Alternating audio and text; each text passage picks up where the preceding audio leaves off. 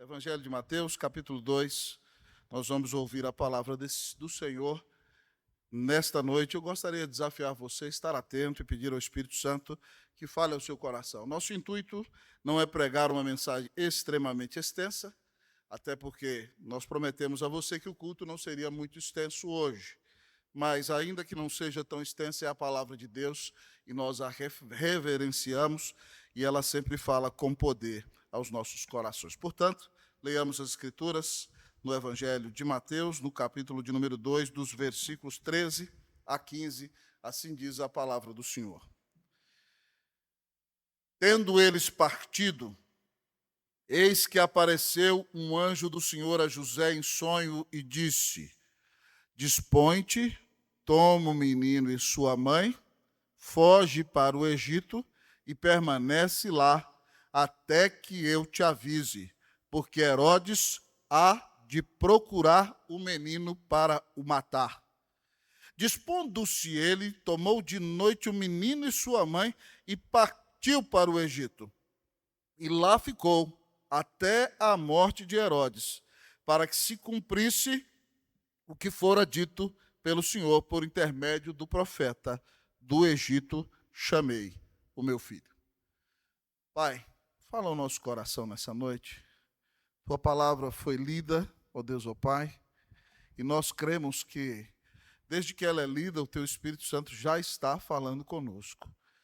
E agora eu quero pedir que o Senhor quebrante o nosso coração. Essa é uma noite preciosa, uma noite de alegria, uma noite de gratidão, uma noite para sentar e olhar para trás e dizer: até aqui nos ajudou o Senhor. Uma noite para abraçar, beijar o cônjuge, os filhos, os irmãos, os sobrinhos, os tios, os primos, e agradecer pela bênção de estarmos aqui reunidos como família do Senhor. Ó Pai, é uma oportunidade ímpar para nos lembrar o quanto Tu nos amaste, como enviaste o Cordeiro Santo para dar a vida na cruz para nos salvar, e nós fomos salvos, fomos perdoados, fomos transformados por Ele, e a nossa vida, Deus, ó Pai, foi mudada porque Cristo deu sua vida na cruz por nós.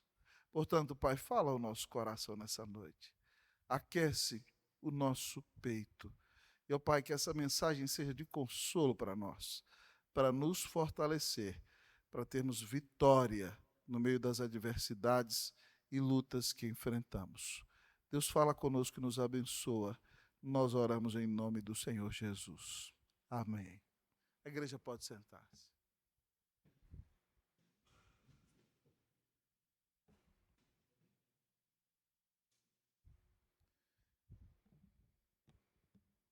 Povo amado do Senhor Jesus, nessa última semana todos nós ficamos chocados com dois incidentes que aconteceram no nosso país.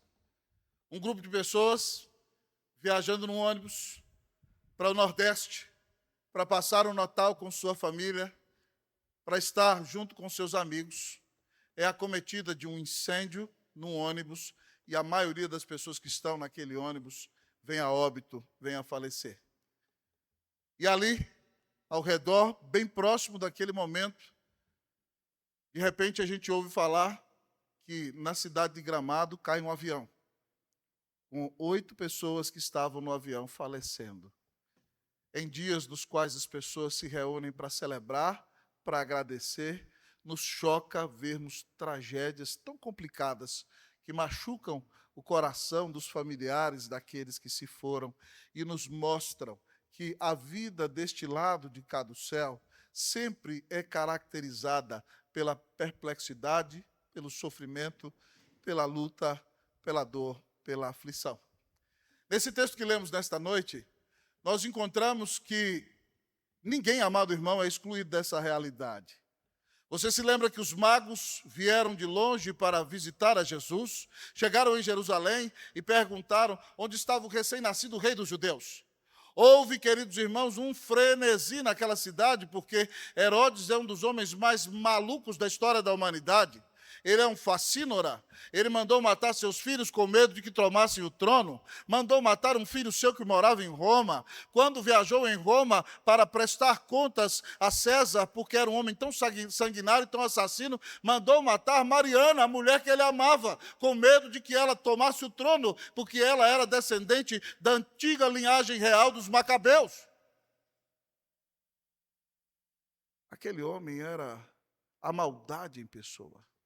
E quando dizem que nasceu o rei dos judeus, Jerusalém entra em desespero. Herodes, com disfarçatez, manda chamar os sacerdotes e perguntar onde havia de nascer o Cristo. E eles, citando Miqueias 5,2, dizem que ele nasceria em Belém da Judéia. Então Herodes diz aos magos: ide, adorai-o, depois passem por aqui, porque eu quero adorá-lo também. Mas todos nós sabíamos que Herodes queria matar o Senhor Jesus. E a palavra nos diz, no versículo anterior ao que eu li, que os magos, sendo, por divina advertência, prevenidos em sonho para não voltarem à presença de Herodes, regressaram por outro caminho à terra. Eles voltaram por outro caminho e não passaram em Jerusalém. Herodes ficou esperando alguns meses. Como eles não passaram, e ele não tolera saber que exista qualquer outro rei, ainda que seja o Messias prometido, ele mandou matar todas as crianças de Belém que tinham menos de 2 anos. Isso está escrito aqui no versículo de número 16. Olhe na sua Bíblia comigo. Vendo-se iludido pelos magos, enfureceu-se Herodes grandemente e mandou matar todos os meninos de Belém e todos os seus arredores de 2 anos para baixo, conforme o tempo do qual, com precisão, se informara dos magos. Ele esperou alguns meses para ver se eles passariam ali. Mas o que você não pode deixar de ficar perplexo é perceber que o próprio Senhor Jesus, quando vem a este mundo, na época do seu nascimento, é terrivelmente perseguido. Aqui está o homem que liderava o povo de Deus naquela época, ele tem como plano e projeto pessoal matar o Senhor Jesus. E ao olharmos para esse momento de crise, já na época dos primeiros natais, no início da vida de Jesus, nós vamos aprender aqui nessa noite, ainda que de maneira objetiva para o nosso coração, algumas lições natalinas para enfrentar a crise. Lições natalinas para enfrentar a crise. E a primeira delas que nós aprendemos do texto, irmãos, é que todos passamos por aflições. Todos passamos por aflições. Se você observar aqui como o anjo vem advertir a José, no versículo de número 13, o texto nos diz na segunda metade que ele deveria fugir para o Egito, diz assim: foge para o Egito e permanece lá até que eu te avise, porque Herodes há de procurar o menino para o matar. Queridos, a primeira verdade que o nosso texto nos ensina claramente é que todos enfrentaremos aflições. Todos enfrentaremos tribulações. O Senhor Jesus, o próprio Filho de Deus, pasme comigo, fique perplexo, quando menino, aproximadamente com 2 anos, está sendo perseguido para ser assassinado. Uma criança. E é por isso que ele mesmo nos assegurou, em João 16:33, ele diz assim: estas coisas vos tenho dito para que tenhais paz em mim. No mundo passais por aflições, mas tende bom ânimo. Eu venci o mundo. A Bíblia diz mais, diz em 2 Timóteo, capítulo 3, que versículos 12, 10, entre o 10 ao 12, diz assim: todo aquele que quiser viver piedosamente em Cristo Jesus será perseguido. Se você quer viver uma vida santa e uma vida que agrada a Deus, o mundo vai se sentir acusado pelo seu testemunho e vai perseguir você. E Paulo diz mais em Filipenses 1:29, ele diz que a nós nos foi dada a graça de não somente crermos em Cristo Jesus, mas também de padecermos por Ele. Então, querido amigo e irmão, se você está vivendo em fidelidade para com Cristo Jesus, se você está buscando viver para a glória de Deus, se você tem vivido uma vida de testemunho, se você tem sido sal da terra e luz do mundo, prepare-se, você vai ser perseguido, porque a palavra de Deus nos assegura que nesse mundo nós enfrentaremos aflições. O próprio Senhor Jesus, desde o início da sua vida, enfrentou terríveis aflições. O grande pregador Martinho Lutero dizia que você precisa de 3 coisas para formar um bom pastor e um excelente teólogo. E ele usava 3 palavras em latim. Ele dizia assim: oratio, meditatio e probatio. O que significa isso? Oração. Para você formar um bom pastor, um bom teólogo, tem que ser um homem de oração. Segundo lugar, meditação. Tem que ser alguém que lê as Escrituras, medita nelas, estuda a teologia da palavra de Deus e se aprofunda na verdade. Mas a terceira coisa que ele disse é probatio, e significa sofrimento.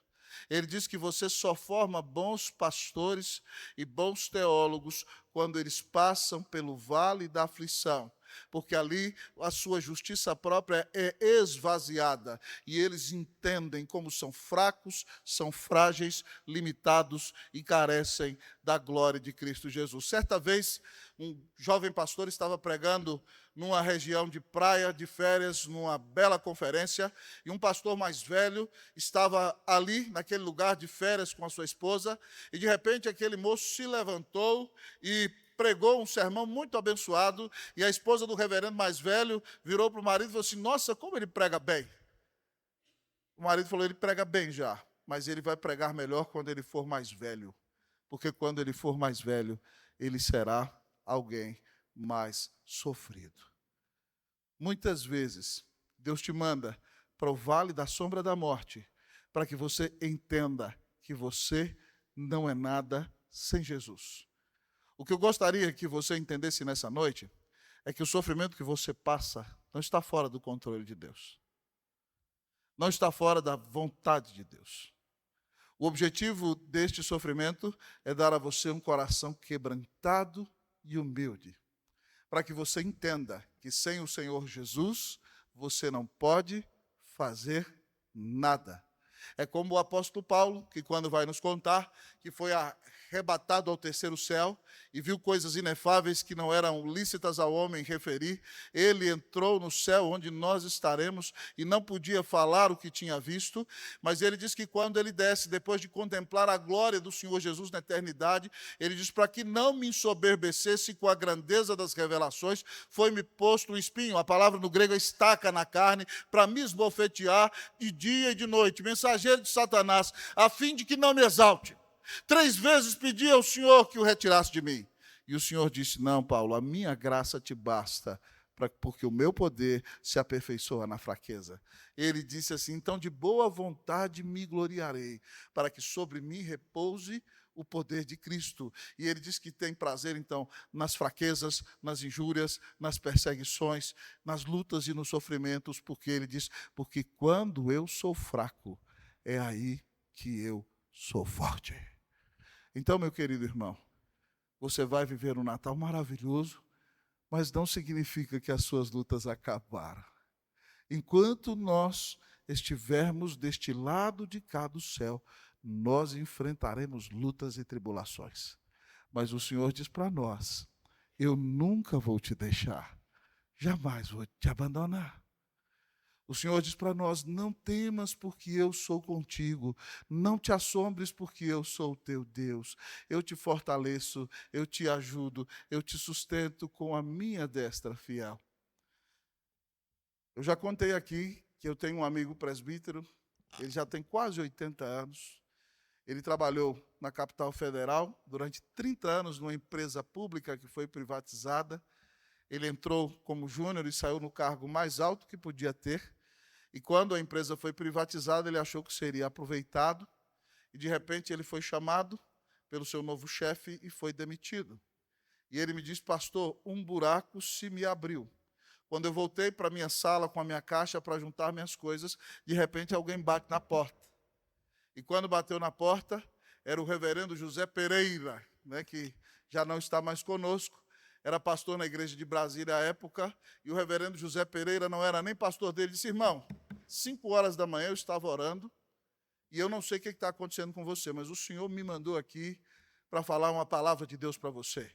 E abriu Isaías 41:10. Não temas, porque eu sou contigo. Não te assombres, porque eu sou o teu Deus. Eu te fortaleço, eu te ajudo, eu te sustento com a minha destra fiel. Para cada tribulação que você passar, Deus tem um consolo para o seu coração. Então, se você quer enfrentar a crise, entenda que você terá lutas neste mundo, mas o Senhor nunca vai te deixar, jamais vai te abandonar. Que o Senhor fortaleça a sua fé. Amém, meu irmão?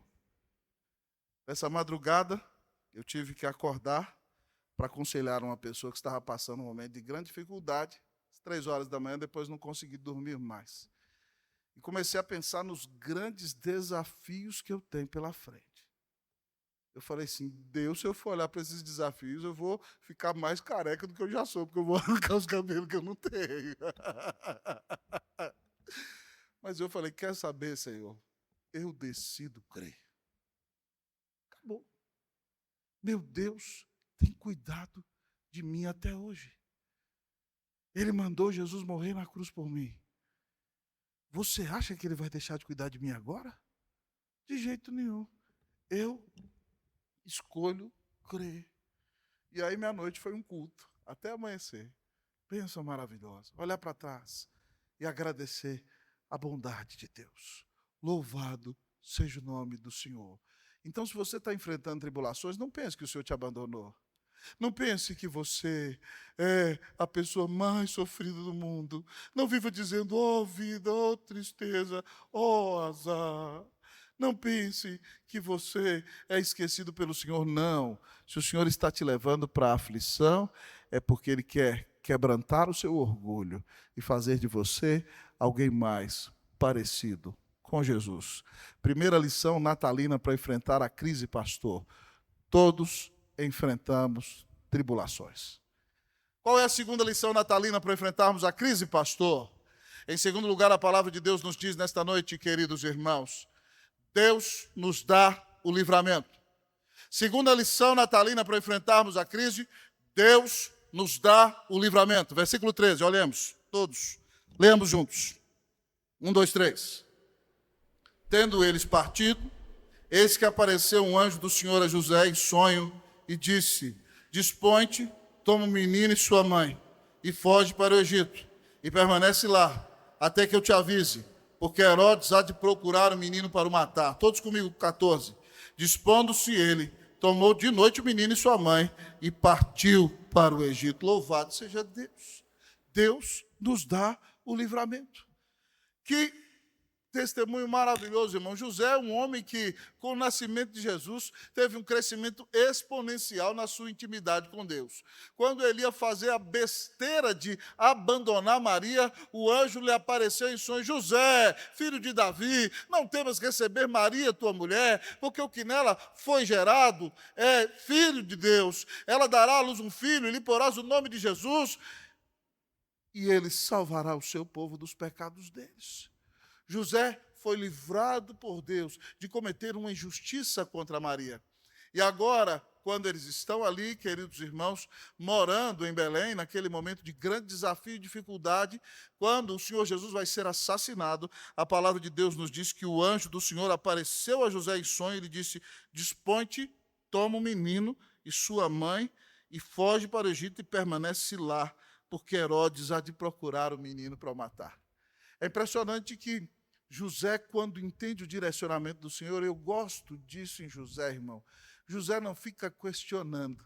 No caso da visão de Maria, quando Deus disse que ele tinha que se levantar e receber Maria, sua mulher, ele entendeu, foi lá na casa de Maria, conversou com o pai dela, terminou o casamento, fez a cerimônia, levou Maria para casa e assumiu-a como esposa.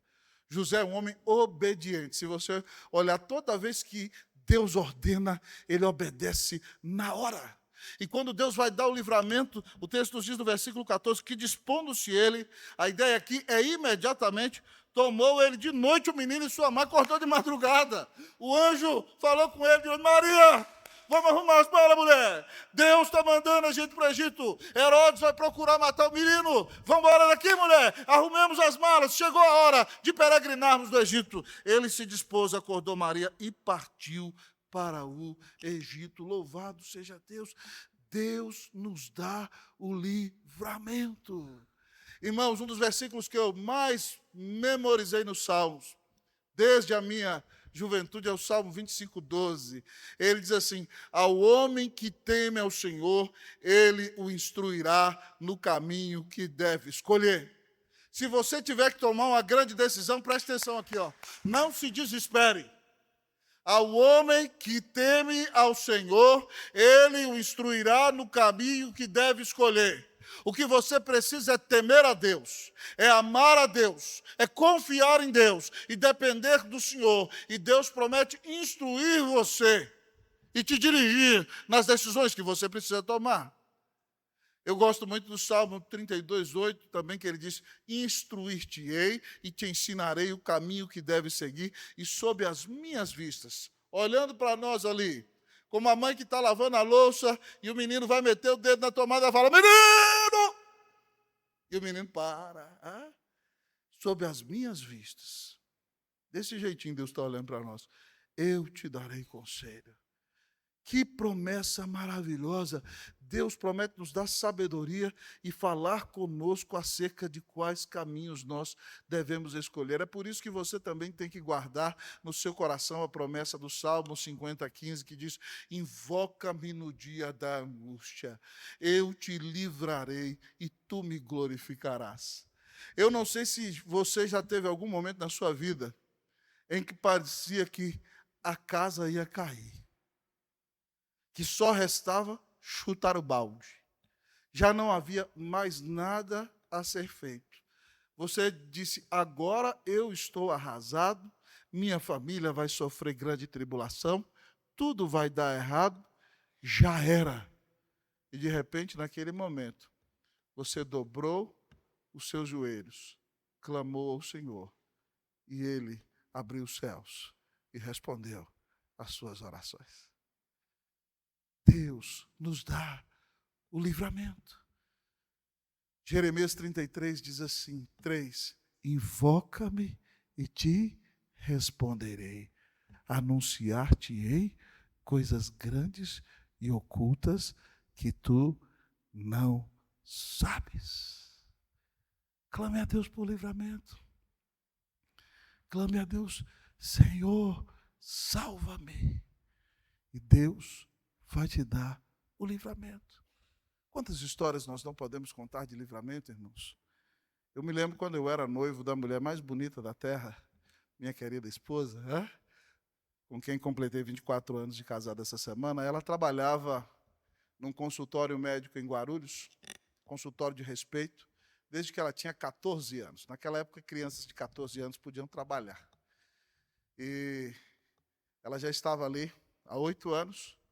Nós estávamos noivos, em 1999, preparando-nos para casar. E qual não é a minha angústia quando eu recebo um telefonema no seminário? A gente nem tinha celular naquela época, era o orelhão do seminário, dizendo que a Cleusa tinha passado a tarde com um assaltante com um revólver no pescoço dela a tarde inteira. Eu fiquei arrasado. A única coisa que eu queria era ir embora de São Paulo. Não foi fácil. Mas que tremendo livramento o Senhor deu a ela. Quando o assaltante entra na sala do consultório, dizendo que vai passar por uma consulta, minha cunhada lá estava com sobrinhos também, e aquele homem coloca o revólver, entra na sala do doutor, minha cunhada com os meninos ali. Minha cunhada depois a substituiu no consultório, quando nós fomos para o Chile. E o doutor ainda não queria dar o dinheiro. E minha cunhada, doutor, dá o dinheiro, ele vai matar minha irmã. E o doutor deu. Eu falei, naquele primeiro momento, eu falei, a única coisa que eu quero é ir embora de São Paulo. Mas, de repente, eu parei para meditar. Eu falei, que tremendo livramento. Eu podia nem ter casado. E nem teria esposa. Mas porque o Senhor esteve ali, naquele momento de terrível tensão, o Senhor livrou minha esposa, naquele momento de dificuldade. Talvez você me diga, pastor, eu também já tive livramentos como esse. Mas o que aconteceu com aqueles nossos irmãos que não tiveram esses livramentos? Deus os amava menos? Não, meus irmãos. Deus não os amava menos. Simplesmente Deus tinha um plano para que eles estivessem com Ele na eternidade. E nada na nossa vida acontece fora do plano do nosso Deus. Então, quando você entende que você tem um Deus que é soberano e Ele te ama, ainda que você passe por aflições terríveis, você é humano e no momento sofre, mas depois você pode refletir e saber que todas as coisas vão cooperar para o bem daqueles que amam a Deus. A morte para o cristão não é razão de desespero. A morte para o cristão não é razão de angústia. A morte para o cristão não decreta a sua destruição eterna. A morte para o cristão só é uma ponte por meio da qual nós atravessamos para nos encontrar com Jesus. É só isso. Então, quer morramos, quer vivamos, somos do Senhor. E em todas as situações que enfrentemos, Deus promete nos dar o livramento, nos dar a saída. Então, meu irmão, vai adiantar ficar desesperado? Vai adiantar ficar olhando para os problemas? Vai adiantar ficar se lamentando? O que nós temos que fazer?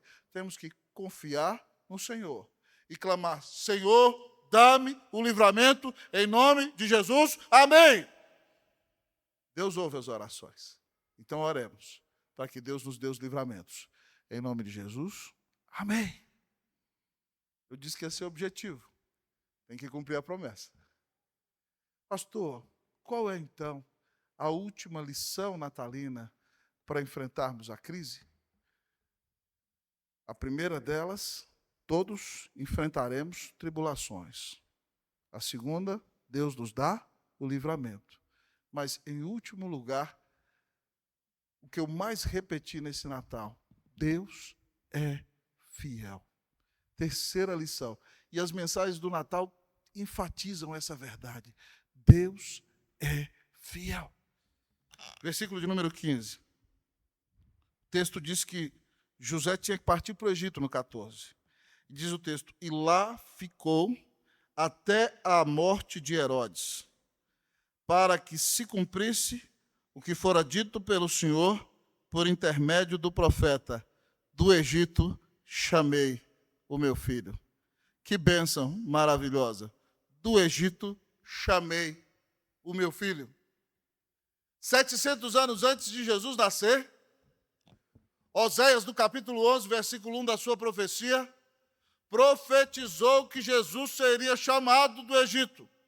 Quando os judeus ouviram aquela profecia, acharam que ela se aplicava, e de fato ela se aplicava primeiro à nação de Israel, porque Deus os tinha libertado do cativeiro do Egito. Mas o cumprimento pleno da profecia se dá em Jesus, porque Jesus morou nos primeiros anos da infância no Egito. E o anjo diz, fique lá até eu dar a segunda ordem, para que se cumpra o que diz a Escritura, do Egito chamei o meu filho.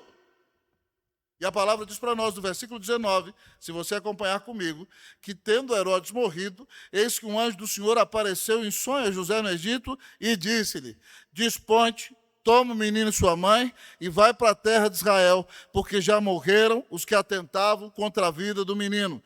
Dispôs-se ele, tomou o menino e sua mãe e regressou para a terra de Israel. Oh Deus, me faz obediente, que nem José, em nome de Jesus, amém.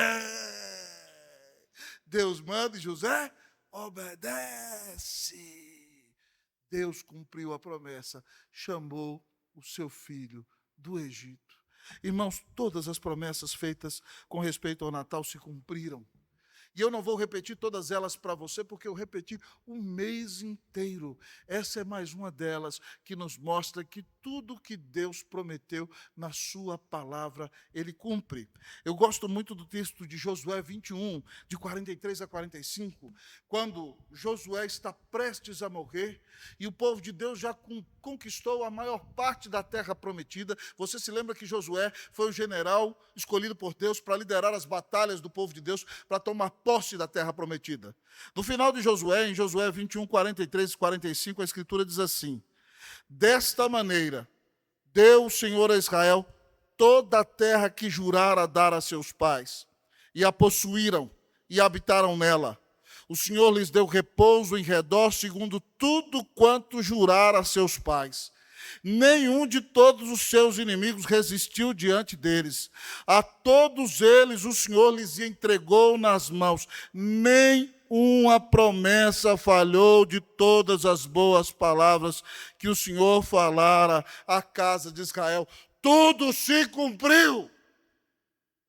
Deus é fiel. Então, meu irmão, não se desespere. Fique firme.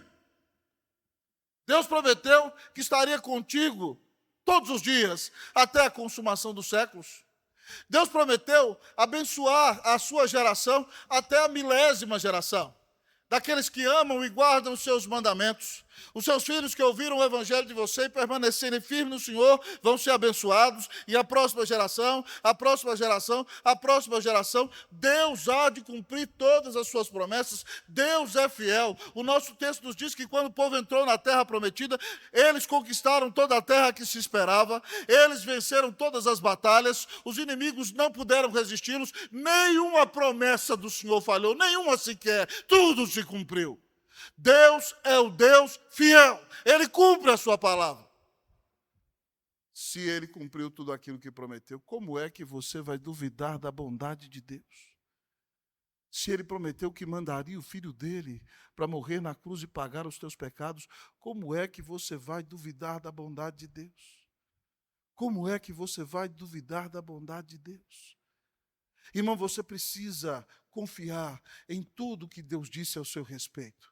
Domingo passado, quando eu terminei de pregar, um jovem precioso, no terceiro ponto eu falei sobre humildade. Ele falou para mim na pauta: pastor, quero que o senhor me tire uma dúvida sobre a sua mensagem. Eu falei: pois não, meu filho. Como é que eu posso ser humilde? Que o senhor explicou. Como é que eu devo ser humilde? Que eu tenho que me colocar em segundo plano, que eu não tenho que me achar mais do que eu sou. Mas como é que eu posso ser humilde e não ser uma pessoa que é pobrezinha? Uma pessoa caracterizada por autocomiseração. Como é que eu posso ser humilde e não atuar como um coitadinho? Ou não viver como alguém que tem baixa autoestima, a palavra que ele usou? Eu falei: filho, excelente pergunta. Quando nós entendemos quem nós somos em Cristo Jesus e todas as promessas que Deus fez a nosso respeito, então nós poderemos nos humilhar, mas saberemos quem somos. E eu disse para ele: filho, você é eleito antes da fundação do mundo. Deus pensou em você antes que o mundo existisse. Deus mandou o Filho dele morrer na cruz por você. Esse Deus diz que te ama e não desiste de você. Esse Deus diz que ninguém arrebata você das mãos dele.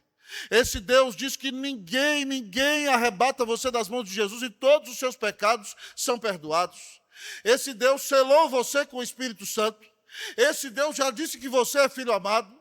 Esse Deus disse que vai estar com você todos os dias. Esse Deus te carrega no colo ainda no dia da sua aflição. E ainda que você ande no vale da sombra da morte, você não precisa ter medo de nada, porque o Senhor está com você. Só que nada disso é por sua causa. É única e exclusivamente porque Deus é gracioso. Então você não tem nada do que se orgulhar. Você é a pessoa mais amada, mais abençoada, mais preciosa da terra aos olhos de Deus. Mas por si mesmo você não vale nada. É só pela graça de Deus.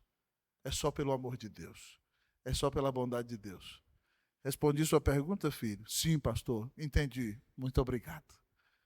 Quando nós temos a consciência de quem é o nosso Deus, e quando nós confiamos nas suas promessas, irmãos, nós vamos nos levantar. A gente pode até sofrer por um tempo, mas se a gente ficar dando ouvidos ao diabo, nós vamos ficar abatidos. Mas quando nós lemos as promessas da palavra de Deus, de que nós somos eleitos, de que nós somos amados, de que Ele mandou Cristo para morrer por nós, de que Ele nos selou com o Espírito Santo, de que Ele perdoa os nossos pecados, de que Ele não nos entrega a nossa própria sorte, de que Ele vai estar conosco todos os dias, de que Ele vai suprir as nossas necessidades. Fala sério, irmão.